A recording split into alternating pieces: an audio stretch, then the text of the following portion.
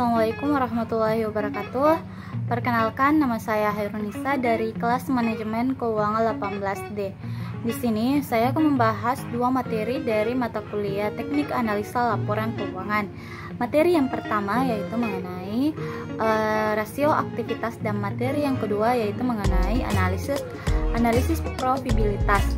Nah, materi yang pertama yang saya akan bahas yaitu mengenai rasio aktivitas. Nah, apa sih itu pengertian dari rasio aktivitas?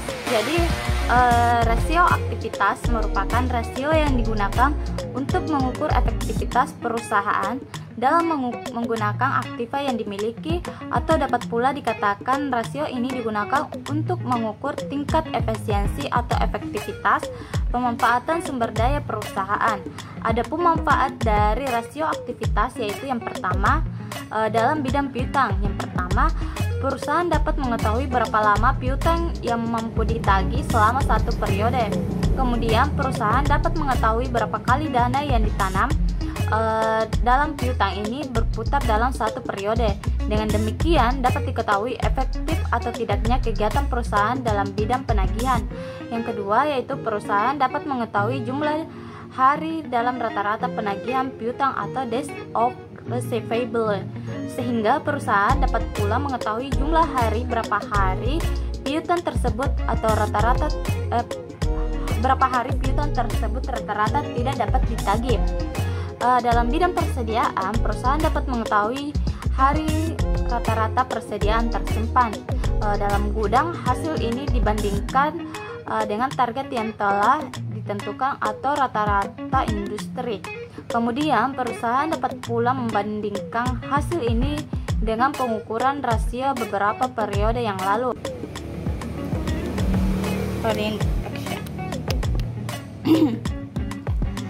Yang kedua yaitu dalam bidang modal kerja dan penjualan. Perusahaan dapat mengetahui berapa kali dana yang ditanamkan dalam modal kerja berputar dalam satu periode, atau dengan kata lain, berapa penjualan yang dapat dicapai oleh setiap modal kerja yang digunakan. Yang ketiga, dalam bidang aktiva dan penjualan. Yang pertama yaitu penjualan dapat mengetahui berapa kali dana yang ditanamkan dalam aktiva tetap berputar dalam satu periode. Terus yang kedua yaitu perusahaan dapat mengetahui penggunaan semua aktiva perusahaan dibandingkan dengan penjualan dalam satu periode tertentu. Selanjutnya, materi kedua yaitu mengenai tentang rasio analisis profitabilitas.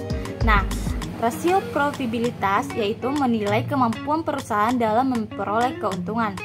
Menurut Kasmir, pada tahun 2010, manfaat yang diperoleh adalah yang pertama, mengetahui besarnya tingkat laba yang diperoleh perusahaan dalam satu periode. Kedua, yaitu mengetahui posisi laba perusahaan tahun sebelumnya dengan tahun sekarang. Ketiga, yaitu mengetahui perkembangan laba dari waktu ke waktu.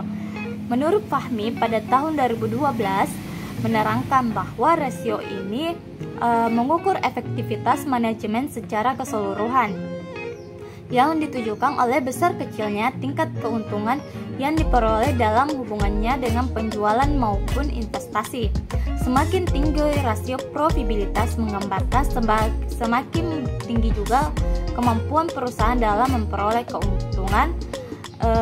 Rasio profitabilitas secara umum dapat digunakan sebagai yang pertama atau bagian A, rasio margin laba bruto atau gross profit margin.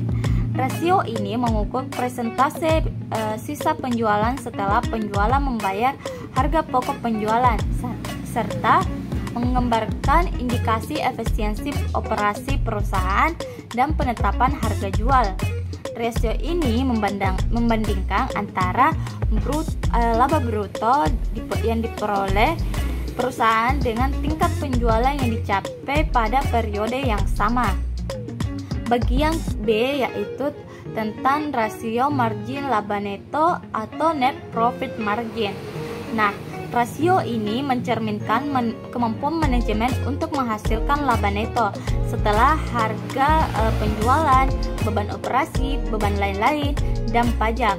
Rasio margin laba neto merupakan perbandingan antara laba neto sesudah pajak dengan penjualan. Rasio ini juga menunjukkan besarnya laba neto yang dapat dihasilkan perusahaan dari setiap rupiah penjualan menurut Munawir pada tahun 2010. Selanjutnya yaitu bagian C, yaitu hasil pengembalian investasi atau return on investasi atau ROI.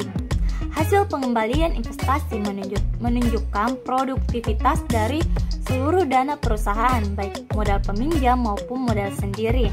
Semakin besar tinggi rasio ini semakin baik, begitu pula dengan sebaliknya.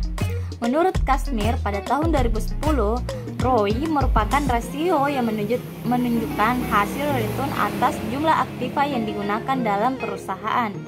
ROI juga merupakan suatu ukuran tentang efektivitas manajemen dalam mengelola investasinya. Bagian D yaitu hasil pengembalian ekuitas atau return of equity atau ROE. Rasio ini mengukur laba neto sesudah pajak dengan modal sendiri, sehingga menggambarkan efisiensi penggunaan modal sendiri. Semakin tinggi rasio ini semakin baik, artinya posisi pemilik perusahaan semakin kuat, dan demikian pula sebaliknya menurut Kashmir pada tahun 2010. Nah, mungkin sekian pembahasan materi yang dapat saya sampaikan. Lebih dan kurangnya mohon dimaafkan. Billahi fi sabilil haq fastabiqul khairat. Wassalamualaikum warahmatullahi wabarakatuh.